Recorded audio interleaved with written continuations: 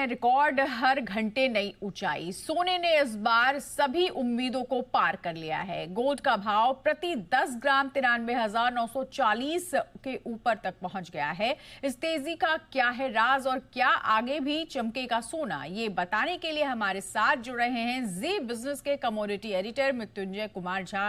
मृत्युंजय, लगातार सोना ऊंचाई पर पहुंच रहा है, नए रिकॉर्ड बना रहा है, इसकी और वजहें क्या हैं और आगे किस तरह के हालात बन सकते हैं?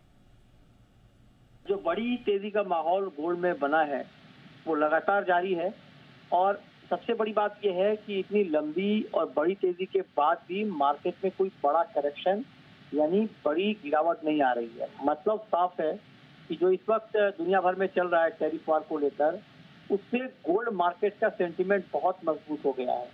आप देखिए कि जिस तरह से अमेरिका और चीन, इन दो दुनिया की दो बड़ी इकोनॉमी के बीच टैरिफ को लेकर टेंशन चल रहा है, उससे जो सेफ हेवन बाइंग है वो गोल्ड में हो रही है।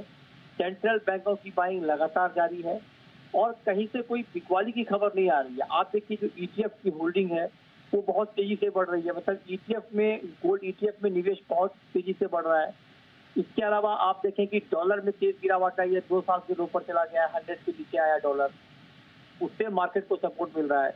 अब अमेरिका में महंगाई घटी है तो उसके बाद इस बात की संभावना जताई जा रही है कि शायद 2025 में अमेरिका में रेट कट हो जाए और ठीक ठाक हो जाए, 1% तक की बात हो रही है।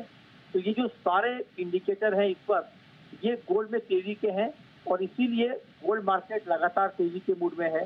लेकिन क्योंकि दाम बहुत बढ़ गए हैं और हमने जो ग्राउंड से कुछ बड़े एक्सपर्ट से बात की है, उनका कहना है कि बड़ी तेजी का फिजिकल डिमांड के ऊपर एक बड़ा इम्पैक्ट आ सकता है।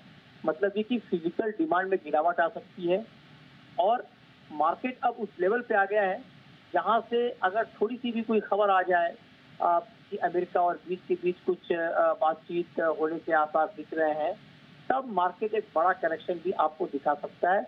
मतलब ये कि पैनिक वाली तेजी है और पैनिक वाली तेजी में कभी भी अगर ठीक ठाक या कोई बड़ा करेक्शन आ जाए तो उसमें हैरानी की बात नहीं होगी, इसके लिए आप तैयार रहें। लेकिन फंडामेंटल इंडिकेटर को अगर आप देखें तो वो अभी भी तेजी के हैं, लेकिन क्योंकि दाम बहुत बढ़ गए हैं तो इस लेवल पे सावधान रहना बेहद जरूरी है। बिल्कुल।